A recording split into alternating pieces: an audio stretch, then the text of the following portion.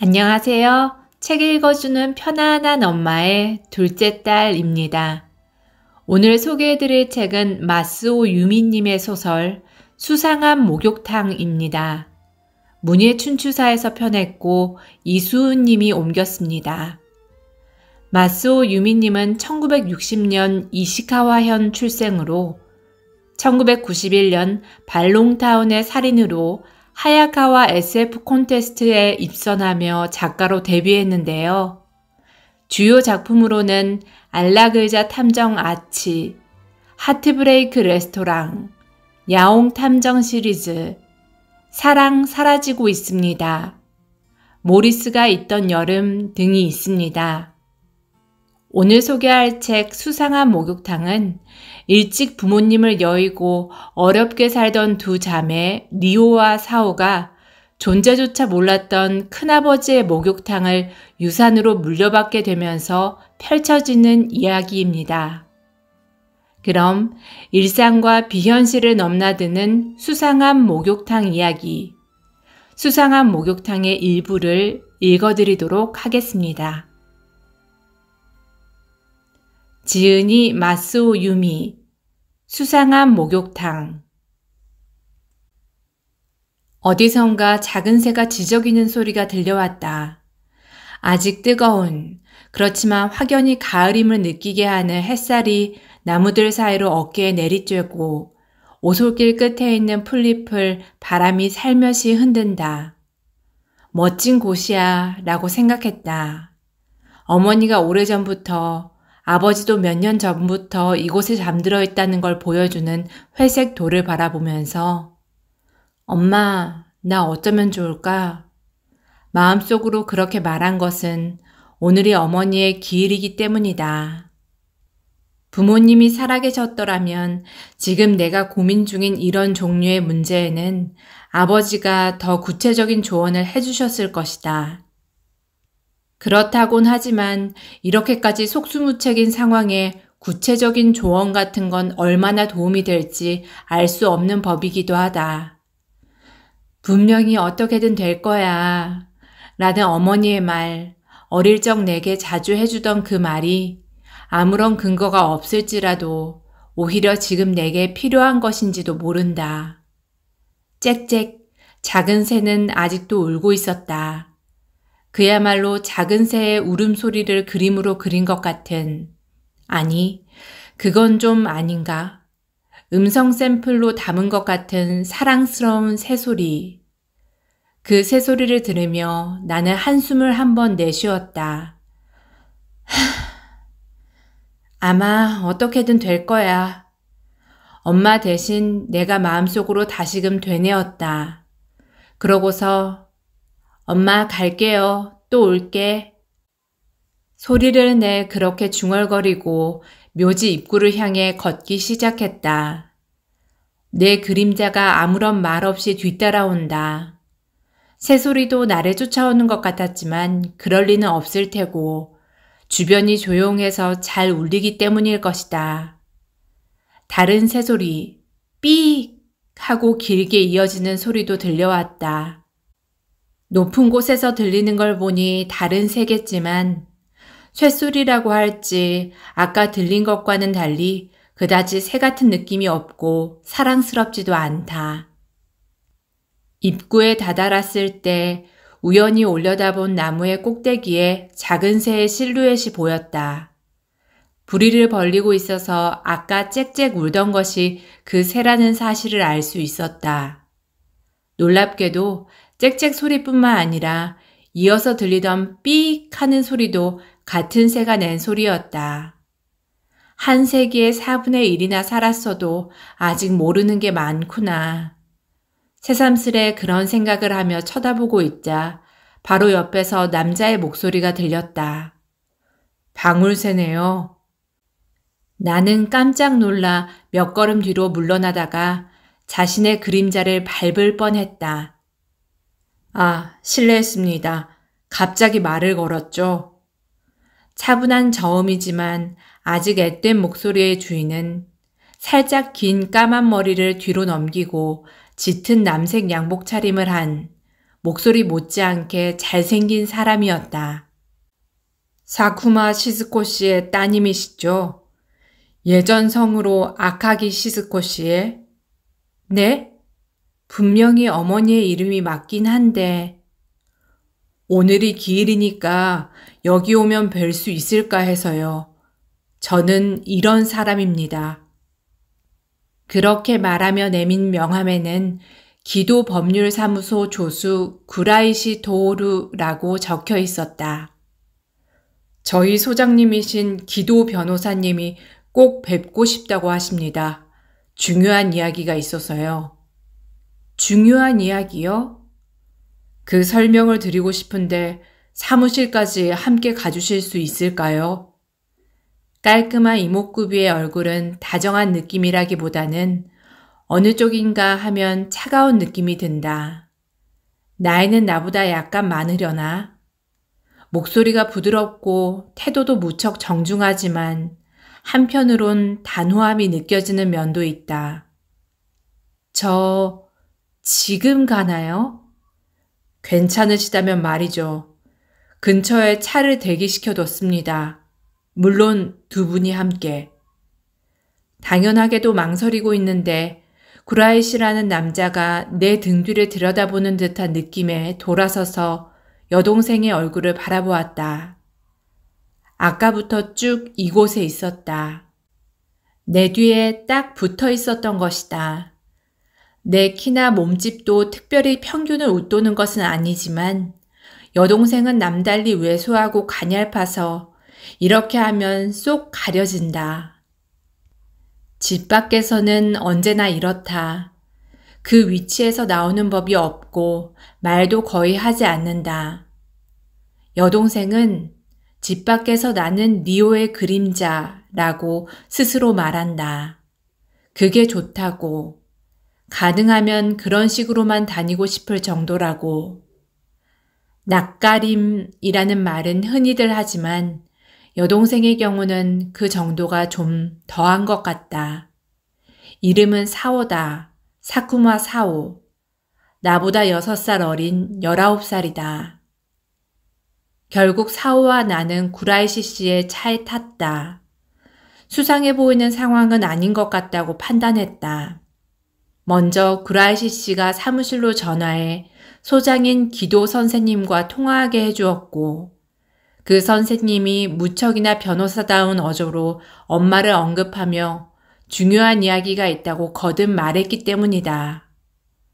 거무스름한 차가 미끄러지듯이 달리는 동안 운전석에 있는 구라이시 씨는 거의 말이 없었고 곁에 있는 사오는 당연하게도 조용했다.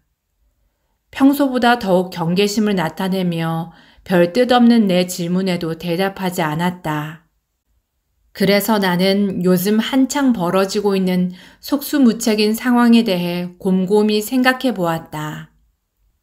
아버지가 병사한 것은 3년 전, 운영하고 있던 작은 회사가 도산하면서 생긴 빚을 간신히 모두 갚은 직후였다.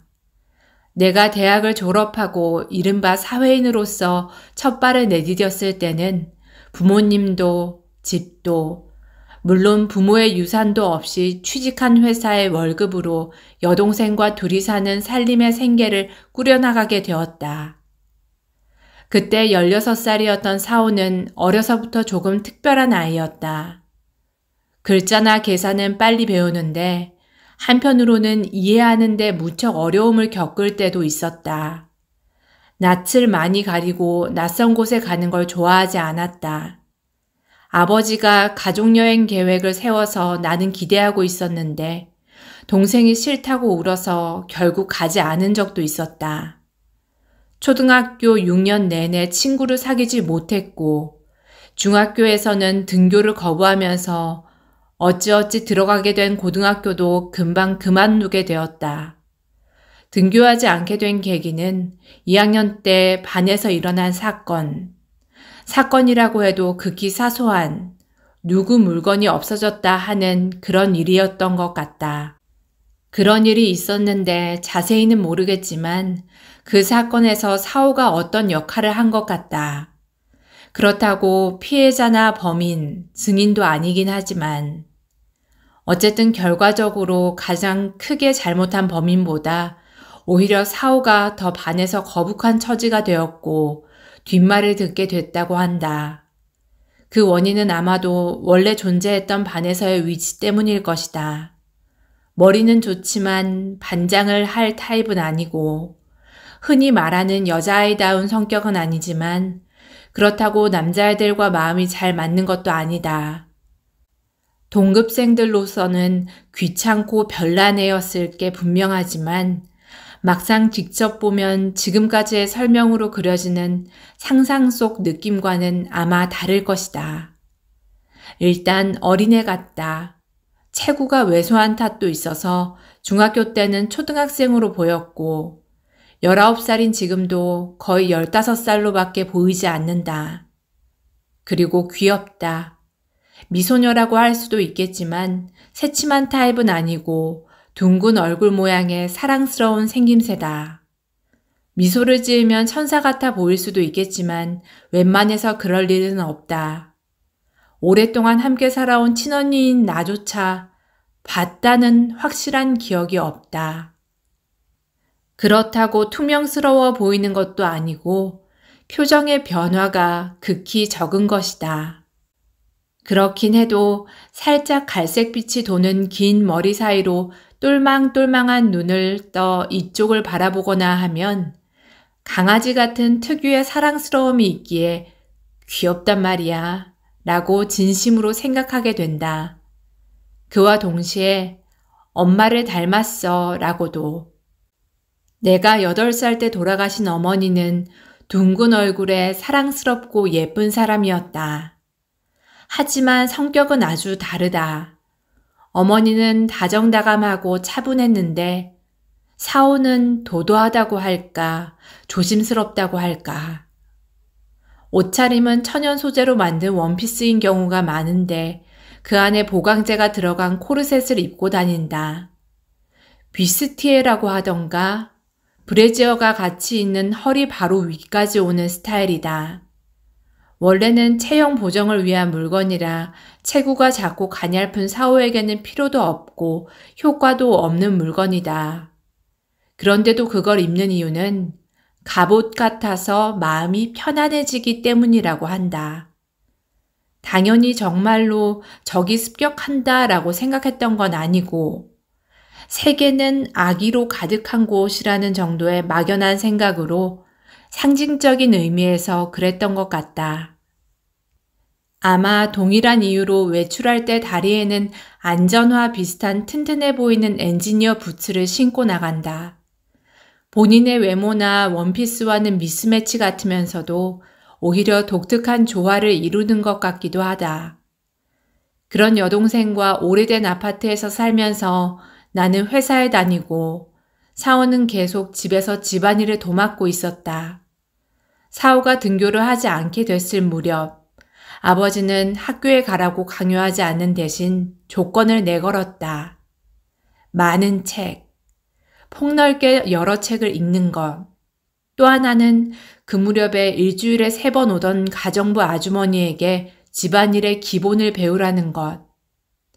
당시 대학생이던 나는 집에 있으면서 책을 읽고 요리나 청소를 배우는 건 쉬운 일이라고 생각해서 아버지가 동생을 너무 받아주는 게 아닐까 생각하곤 했다.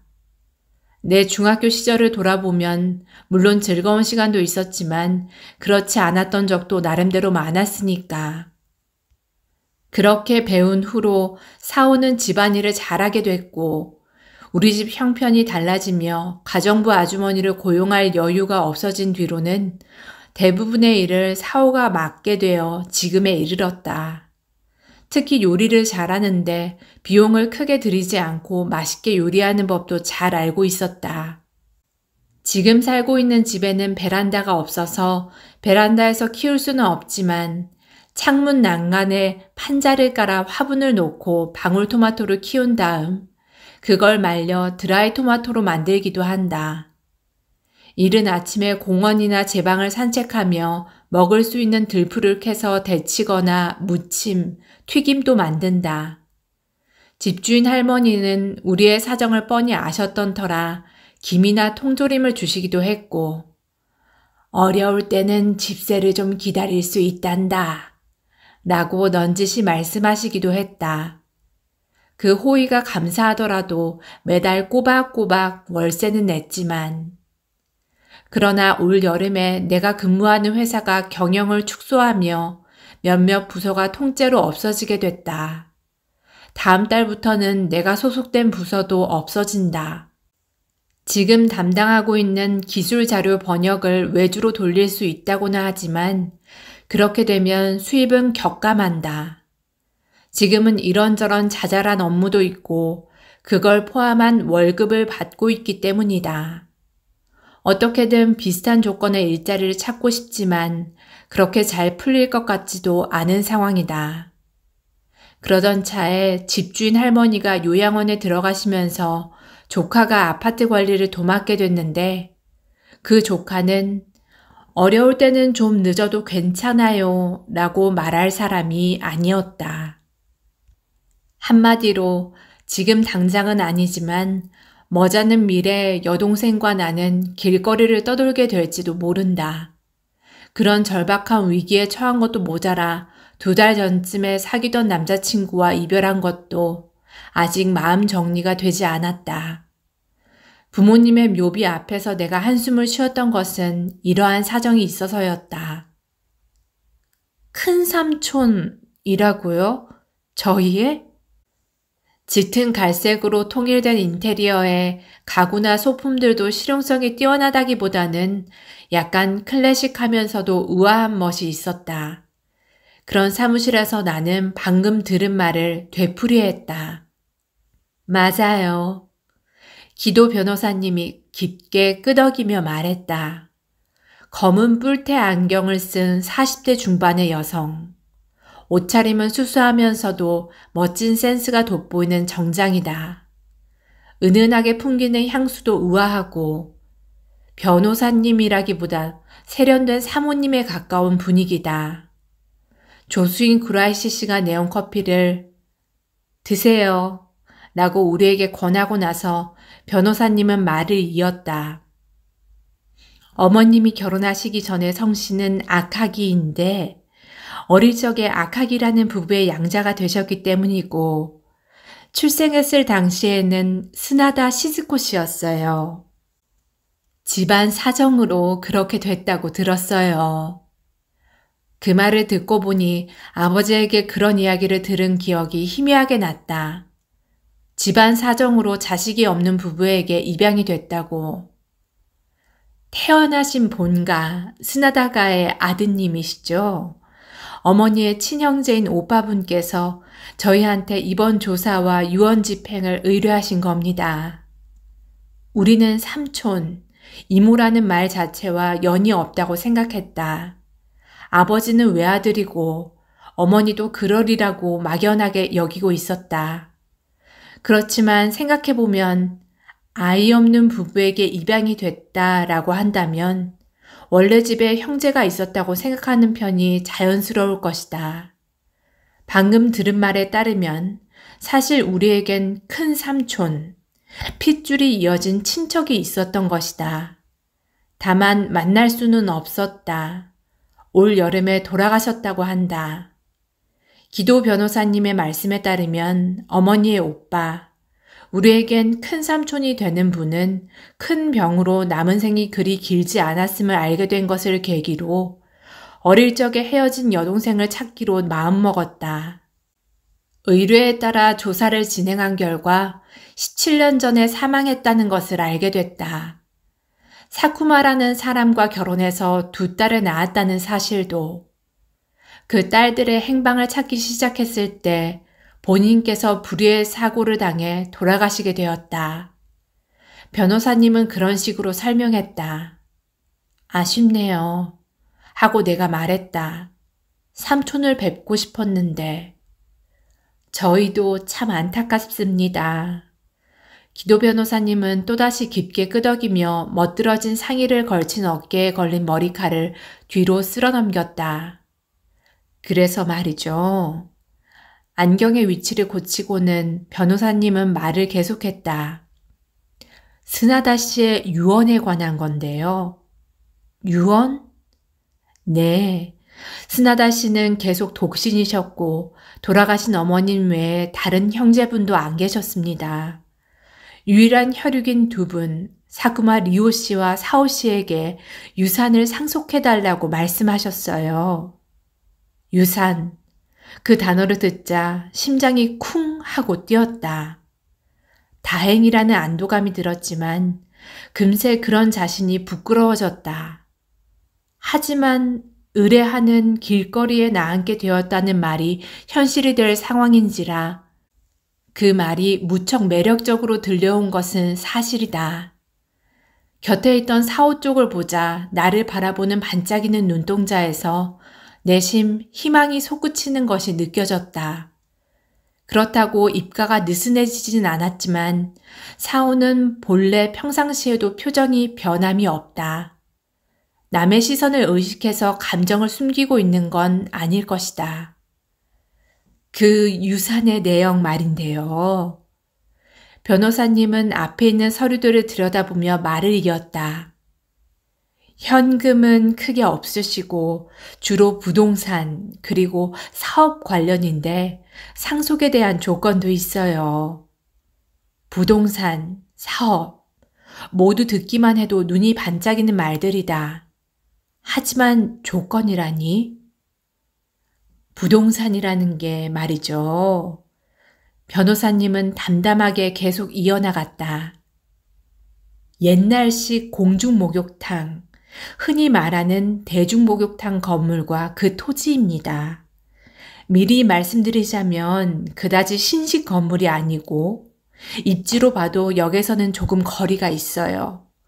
사업이라는 건 그 목욕탕의 경영입니다.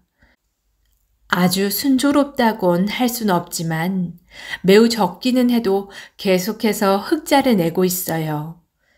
그리고 그 사업, 목욕탕 경영을 가능한 한 계속해 나가며 건물과 현재 근무하는 두 직원도 그대로 유지한다는 것이 상속 조건에 해당합니다.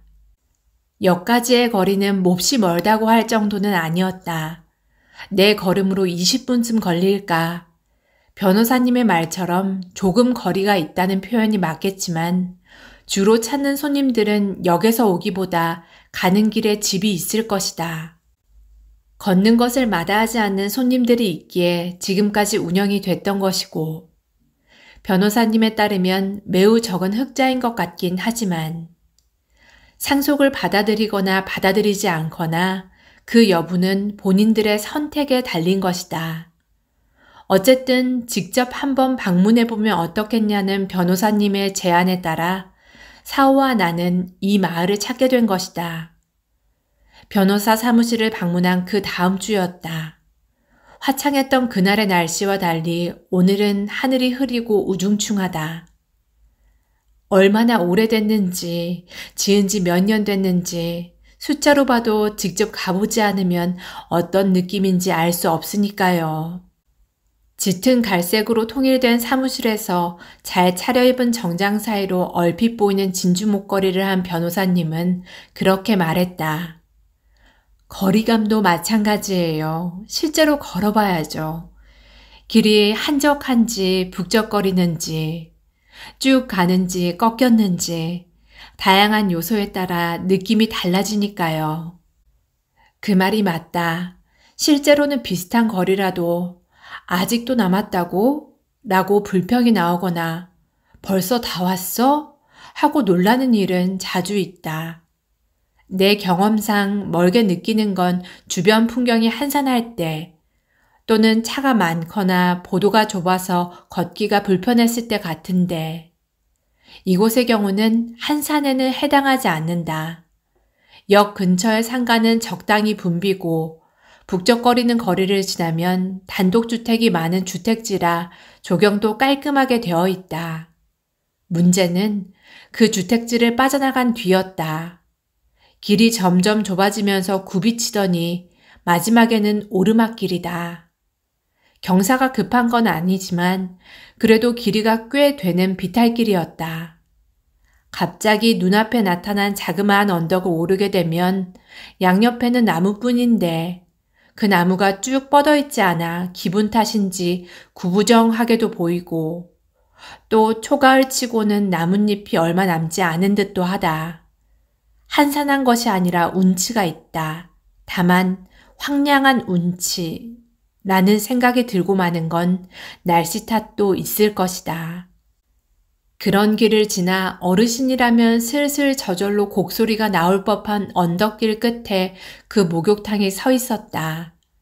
주택지보다 한층 높은 곳에 우거진 잡목들 사이로 굴뚝과 지붕이 커다란 건물이 솟아 있었다. 예스러움을 간직한 목욕탕다운 목욕탕. 그런 생각이 들었지만 실제로 그런 곳에서 목욕해 본 적은 없다. 따지고 보면 앞을 지나가 본 적조차 없이 영화 같은 데서 본 것뿐인지도 모른다. 고딕 소설에 나오는 집 같다. 내 뒤에 있던 사오가 웬일로 입을 열어 속삭이듯 말했다. 사오는 영화에서조차 그런 건물을 본 적이 없으니 나보다 훨씬 신선한 놀라움을 느꼈을 것이다. 언뜻 희한한 첫인상 같았지만 듣고 보니 고개가 끄덕여질 것 같은 기분이기도 했다. 어딘가 현실과 동떨어진 느낌이 드는 것이 절이나 신사와 닮은 구석이 있으면서도 또 그렇게까지 훌륭한 건물은 아니다. 그보다 평범한 가정집, 무척 오래된 집의 연장선상에 있는 건물 같기도 하다. 경사가 심한 커다란 지붕, 육중한 굴뚝 덕분에 하늘을 찌르는 것처럼 보이는 외관이다. 마침 하늘도 흐려서 역광까지는 아니어도 시커멓게 보였다.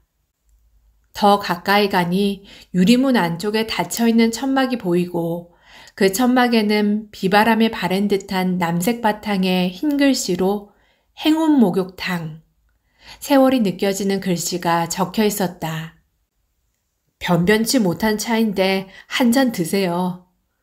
실생활에서는 그다지 들어본 적이 없는 오래된 소설에 나올 법한 말을 의자에 큰 몸을 구겨 넣든 앉은 남자가 건넸다. 목욕탕 안쪽에 있는 사무실에서 우리와 마주하게 된 두 사람. 차를 권하는 남자와 그 차를 가져다 준 여자는 변호사님이 말했던 직원이었는데 많은 의미에서 나의 상상과는 거리가 있었다. 먼저 나이다. 오래된 목욕탕의 직원이라고 해서 자연스레 연배가 있는 분을 상상했는데 생각보다 훨씬 젊다. 30대 정도로 보이는 두 사람이 남매라는 것도 의외였고 두 사람의 생김새나 분위기도 마찬가지였다. 어느 나라인지는 알 수 없지만 직접 소개한 미나카타 글렌과 미나카타 엘렌이라는 이름, 까무잡잡한 피부와 생김새만 보더라도 외국인임을 짐작할 수 있다. 두 사람 모두 아름다운 외모지만 흰 티셔츠 차림의 오빠는 터프하면서 어딘가 그늘진 분위기. 수수한 블라우스를 입은 여동생은 늘씬하고 우아해 어딘가 신비로운 분위기다. 커다란 까만 눈동자를 제외하고는 요목조목 따져보면 이목구비도 그다지 닮은 구석이 없다. 하지만 분위기가 비슷해서 남매가 맞겠구나 하고 수긍이 가는 두 사람이었다. 여기 오는데 많이 멀었나요? 아니요, 괜찮았어요. 동생도 저도 정말 감사하고 있어요. 스나다 씨의 친척분이 새로 맡아주시게 된다니. 그게... 걱정 마세요. 얼굴 앞에서 손을 흔들고는 일은 저희가 할 테니까요. 힘쓸 일 같은 게 있으면... 하고 미나카타 글렌이 낮은 목소리로 말했다.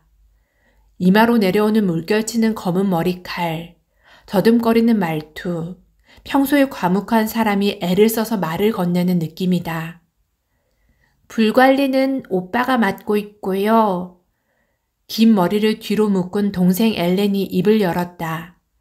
마찬가지로 낮은 목소리지만 또렷하고 말투는 훨씬 자연스럽다. 오빠를 보는 옆얼굴의 이마에서 코로 이어지는 라인도 물 흐르듯 자연스럽게 떨어진다.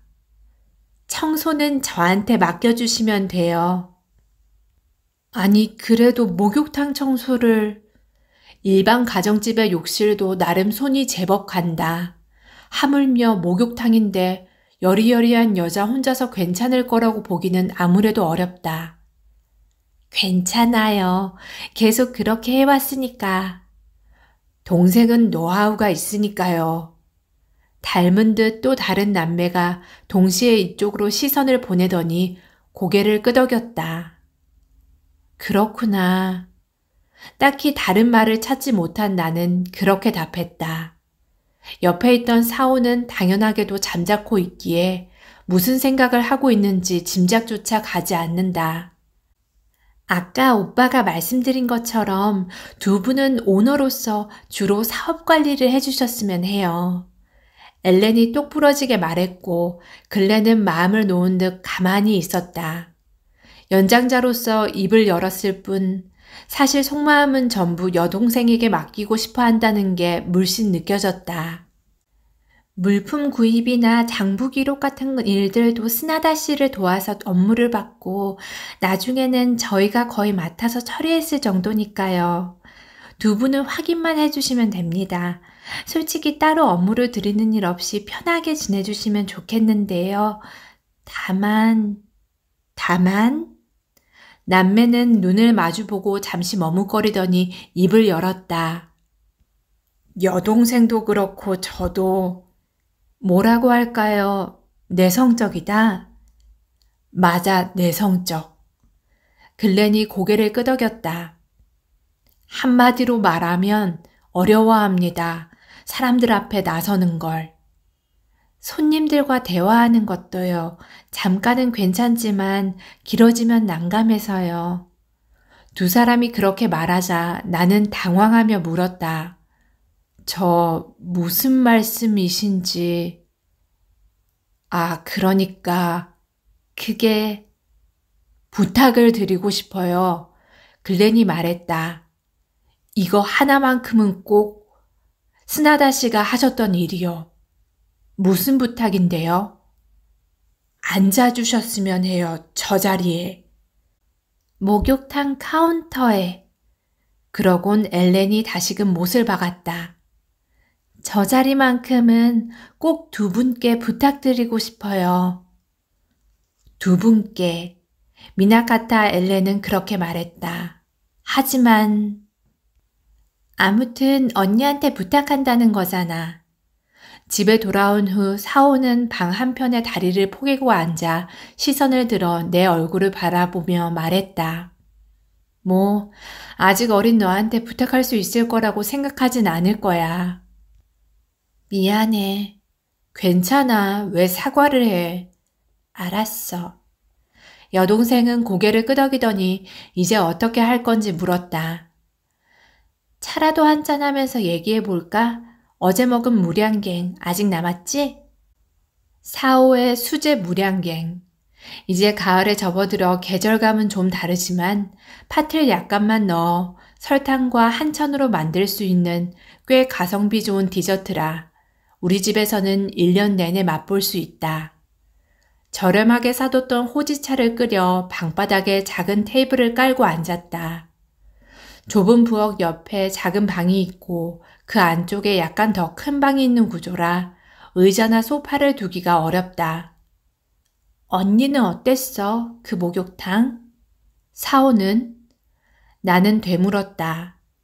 두 사람 중에서 세상 물정을 더 알고 있는 것은 나지만 사오의 직감은 좀처럼 얕잡아 볼 수는 없다. 난 재미있던 것 같아. 그리고 즐거웠어. 두 사람과 이야기를 나눈 후 영업 시작 전에 행운 목욕탕을 견학했다. 신발장이 늘어선 출입구 안쪽이 대기실인데 그 공간까지는 벽면과 바닥이 신식이라 나중에 증축된 부분임을 알 수 있다. 그 끝에 있는 것이 카운터다. 두 사람의 제안에 응하면 내가 앉게 되는 자리다. 카운터 좌우로 남탕, 여탕이라고 적힌 천막이 있고 그걸 지나면 탈의실이 나온다. 벽과 바닥, 나무로 된 사물함도 꽤 세월이 느껴지지만 먼지 하나 없이 깔끔했고 나무로 된 곳들은 꼼꼼히 닦은 듯 빛이 났다. 곳곳에는 목욕탕에서만 볼 수 있는 도구들, 큰 체중계, 머리에 덮어 쓰는 드라이어 등도 줄지어 자리했다. 드라이어는 벽에서 바람이 나오는 타입도 있는데 둘 다 돈을 넣는 투입구에 300원이라고 적혀 있었다. 그리고 안쪽에 있는 유리로 된 미닫이 문을 열자 그야말로 목욕탕임을 느낄 수 있는 장소, 욕탕이 나왔다. 조심히 들어오세요. 안내를 하는 엘렌의 목소리도 괜스레 정중하게 들리는 그곳은 그러한 차분함이 잘 어울릴 법한 공간이었다. 조곤조곤한 목소리가 높은 천장까지 울려 퍼져 천장으로 들어오는 빛이 밝은 색감의 타일 바닥에 내리쬐는 그곳은 마치 외국에 있는 교회처럼 보였다. 양쪽에 늘어선 샤워기마저 머리를 숙인 신자처럼 보이는 것 같기도 했다. 게다가 안쪽에는 벽화도 있었다. 모자이크 타일 벽화인데 들판 사이로 집들이 군데군데 그려져 있고 저 멀리 높은 산이 솟아있는 풍경이었다. 어딘가 유럽을 연상케 하지만 어느 나라라고 딱 말하기는 어려웠다. 적어도 저 산이 후지산이 아닌 것만은 확실했다.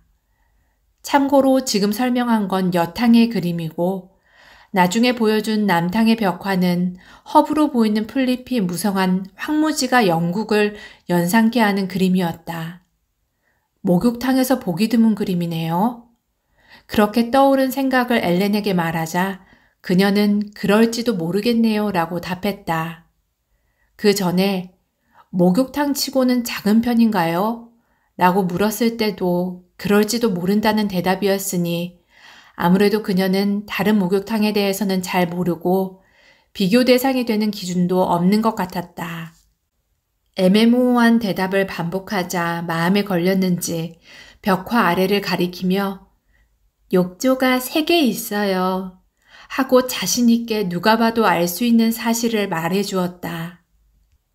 각각 온탕, 열탕, 거품탕인 것 같은데 들여다보니 이미 물이 찰랑찰랑하지만 아직 가동이 되지 않은 듯 거품은 나지 않았다. 혹시 잠깐 들어가 보시겠어요? 엘렌의 말에 나는 깜짝 놀랐다. 뜨거운 물에 몸을 담그면 좋겠다 하고 내심 생각하고 있었기 때문이다. 아니요, 영업시간도 있고. 괜찮아요. 손님이 오시려면 아직 멀었거든요. 나는 망설였다. 무척 혹한 건 사실이지만 어떻게 할까? 동생 쪽을 돌아보며 묻자 사오는 영리한 강아지 같은 눈빛을 보내며 기왕 온 거 들어가 볼까? 하고 응했다. 이렇게 해서 우리는 영업 시작 전에 목욕탕을 독점해보는 사치를 누렸던 것이다. 가장 큰 욕조에 나란히 몸을 담그고 쭉 뻗은 손발에 마디마디로 전해져 오는 노곤함에 몸을 맡겼다. 시원하다. 큰 목욕탕은 역시 좋다.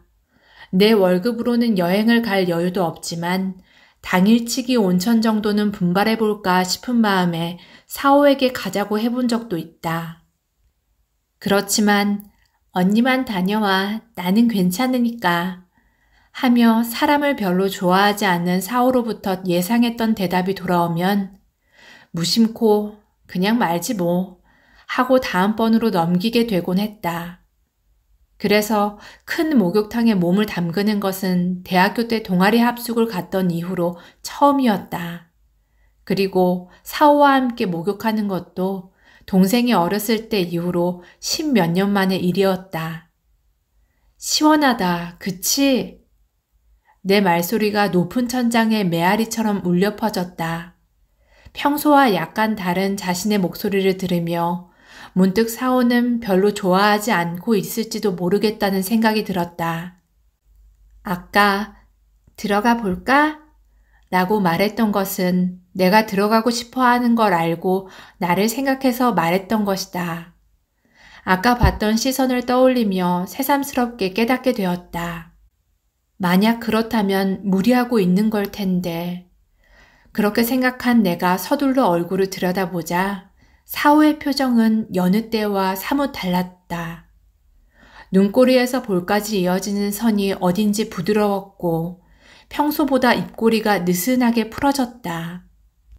부드러운 머리칼을 위로 싹 올려 묶은 탓도 있어서인지 평소보다 천진난만하게 보였다. 응, 좋다. 어느새 하늘이 갠 듯 천창으로 환하게 들어오는 빛에 반쯤 눈을 감은 채 동생이 한 말은 그게 다였다. 하지만 정말로 그렇게 생각하고 있다는 걸 나는 알 수 있었다. 온몸을 감싸는 따스함에 노곤하게 온기가 돌며 몸이 붕 떠오르는 느낌을 진심으로 즐기고 있다는 걸. 요즘 사오도 힘들어하고 있었을 스트레스로 움츠러들었던 마음이 편안하게 기지개를 켜고 있다는 걸. 나와 비슷하게 어쩌면 그 이상으로 비록 잠시뿐이었다 해도 사오는 그 시간을 즐긴 것이다. 만약 미나카타 엘렌이 우리가 상속을 받아주었으면 해서 행운 목욕탕의 오너가 되어주길 바라는 마음으로 목욕을 권했다면 상당한 전략가라고 할 수 있을 것 같다. 근데 잠시 견학했던 날을 떠올리다가 나는 테이블에 팔꿈치를 올린 채 물양갱을 포크로 자르며 말했다. 역시 좀 불안하지. 우리가 목욕탕을 경영한다니. 물양갱을 입에 넣는다. 은은하게 퍼지는 달콤함이 우리의 인생과 비슷하다라는 생각이 문득 들었다. 아주 달콤한 건 아니다. 요즘엔 나름 고생스러운 일도 겪었다고 생각한다. 그렇지만 불과 몇 년 전까지 아버지의 품 안에서 경제적으로 어려움이 없었고 아버지의 사업에 대해서도 내막을 알지 못했다. 순조로워 보였던 사업이 갑작스레 무너지기 전까지는 적당히 달콤하고 알맞게 단단한 입속에서 녹아내리는 물양갱을 음미하며 사오에게 말했다. 아무리 그 두 사람이 일을 거의 맡아준다고 해도 아예 모르는 분야잖아. 생각해 본 적도 없는 일이니까. 그냥 하지 말까? 근데 또 해고당하면 집세를 못 내니까. 만난 적도 없는 삼촌으로부터 상속을 받게 되면 어쨌든 살 곳은 보장된다. 목욕탕 건물 뒤편으로 숨겨지듯 자리한 작은 집이 있는 것이다. 단독주택치고는 단출하지만 둘이서 살기에 충분하고 가구도 있다. 그곳이 바로 우리가 살 집. 집세를 낼 필요도 없고 쫓겨날 걱정도 없는 거주지가 되는 것이다. 목욕탕 수익에 대해 변호사님은 매우 적다고 표현했지만 두 직원의 말에 따르면 주인인 우리에게 한 달에 몇십만 원은 들어온다고 한다. 그 수입만으로 먹고 살 순 없겠지만 내가 목욕탕 카운터를 맡게 되더라도 영업시간 외에는 번역 일을 할 수 있다. 지금 직장에서 번역 일을 받아 오전 중으로 작업하면 목욕탕에서 들어오는 수입과 함께 생활비를 조달할 수 있을 것 같다. 사후에 절약 노하우가 있다면 그리고 목욕탕의 경영이 파탄나지 않는다면 어떻게든 생계를 유지할 수 있다. 내가 그렇게 말하자 사오가 답했다. 그 사람들이 맡아서 하겠다고 했고 계속해왔으니까 괜찮지 않을까? 그렇겠지. 지금까지 해온 게 있으니까. 내게도 그런 생각이 들었다기보다 아무래도 그렇게 생각하는 수밖에 없을 것 같았다. 게다가 라며 사오가 다시 말했다. 만약에 그 집으로 이사 가면 목욕탕이랑 집 사이가 뒤뜰처럼 돼 있잖아. 파를 심을 수 있지 않을까? 맞아. 예전에 그랬지. 원래 옛날엔 파를 뒤뜰에 심었다고. 파를 심어두면 잘라서 쓴 후에도 계속 자라기 때문에 굳이 가게에서 사는 사람이 없었다고 한다. 사오는 텔레비전이었는지 어디서 들은 얘기를 나한테 말해준 적이 있는데 눈망울이 반짝거리는 걸 보니 무척 기쁜 것 같았다. 어쩌면 뒤뜰의 파는 사오가 꿈꿔온 일이었는지도 모른다. 지속 가능한 삶의 상징이라고 할까? 아무리 그래도 그 조촐한 초록색 풀포기 때문에 우리가 이사를 결정한 건 아니지만 말이다. 언니, 잘 자. 그날 밤 내가 이불로 들어가자 머리 위에서 사오의 목소리가 들렸다. 안쪽 방에 있는 2층 침대의 위층은 사오가, 아래층은 내가 사용하고 있다. 일찍 일어나는 동생은 항상 먼저 잠자리에 들고 내가 침대에 누울 무렵에는 보통 숨소리가 나는데 아직 안 잤네. 응, 잠이 안 오나. 하긴 오늘 일들이 많았지. 이런 생각을 하다 문득 궁금증이 들었다. 있잖아. 응?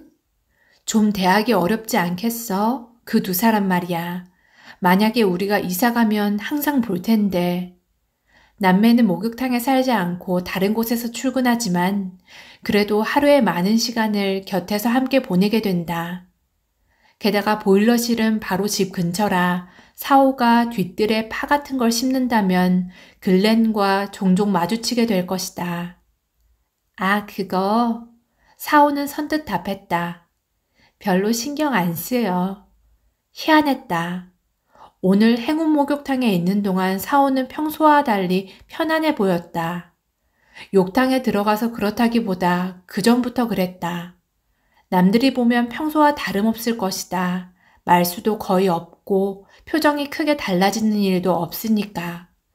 하지만 나는 알 수 있다. 어깨에 힘이 들어가지 않았다고 해야 할까? 지난주에 변호사 사무실을 방문했을 때와는 무척이나 달랐다. 그 두 사람이 마음에 들어? 그렇다기보단 무섭지가 않아. 무섭지가 않아? 다른 사람들보다? 나는 사오에게 그렇게 물었다. 의외였다. 물론 나쁜 사람들은 아니겠지만 어딘가 속을 알 수 없는 느낌이 들었기 때문이다. 맞아. 특이한 것 같아. 근데 인간적인 느낌이 없거든. 아, 나는 베개를 벤 머리를 끄덕였다. 그 두 사람을 나타내자면 확실히 그 표현이 딱 들어맞을지도 모른다. 그리고 사오가 다른 사람을 싫어하는 이유는 인간적인 느낌 때문이라는 것을 지금 처음으로 알게 되었다. 그것은 좋은 의미로도 쓰는 말이다. 정이 많다거나 친절하다는 뜻이 되기도 할 것이다. 하지만 부정적인 요소도 많이 담겨 있다. 질투나 허영처럼. 사오는 별난 구석이 있으니까 그런 것과는 무관할지도 모른다. 나도 남들만큼 가지고 있다는 자각이 있는데 사오에게 나의 그런 부분은 문제가 되지 않는 걸까? 태어날 때부터 같이 있었으니 익숙해서 또는 내가 가끔 사오에게 화를 내더라도 원체 자신을 아끼고 크게 혼을 내진 않는다는 걸 잘 알고 있어서 하긴 알 것 같아 특이한 것 같긴 한데 또 보면 뭔가 감정적인 느낌은 아니고 그렇다니까 인형처럼. 사오는 예상치 못한 표현을 했다. 남매가 모두 미남미녀라고 해도 좋을 이목구비지만 우아한 엘렌은 그렇다 치고 그 터프하게 생긴 글렌도? 응, 둘 다. 같은 사람이 만들었으니 작품 스타일은 비슷하지만 말도 진짜 잘한다니까 하고 감탄이 나온다. 분위기가 다른데도 비슷해 보이는 두 사람의 공통점을 작품 스타일이라고 하다니. 그렇지만 재료가 달라. 글렌은 돌을 깎은 거고 엘렌은 물가의 나무를 깎았어. 그렇구나. 위에서 조곤조곤 떠드는 사오의 말소리. 동화처럼 들려오는 이야기에 묘하게 푹 빠져든 나는 어느새 잠이 들어버렸다. 여러분 어떠셨나요? 편안하게 잘 들으셨는지요? 이 수상한 목욕탕, 행운 목욕탕을 상속받는 조건은 단 2가지였죠. 이상하게도 흑자 경영을 계속하고 있는 목욕탕의 카운터를 볼 것, 그리고 현재 근무하고 있는 2명의 직원, 글렌과 엘렌도 그대로 유지할 것. 마을 사랑방 역할을 하는 행운 목욕탕. 두 자매가 운영을 시작하고 나서부터는 이제 수상한 일들이 차례로 벌어지기 시작합니다. 어느 날 우연히 한 단골 손님의 기묘한 수수께끼를 푼 것을 계기로 동네 사람들의 온갖 수수께끼들이 목욕탕으로 모여들게 되는데요. 이 수수께끼가 궁금하시다면 서점에 들리실 것을 추천합니다. 그럼 좋은 시간이 되셨기를 바라며 오늘도 행복하세요.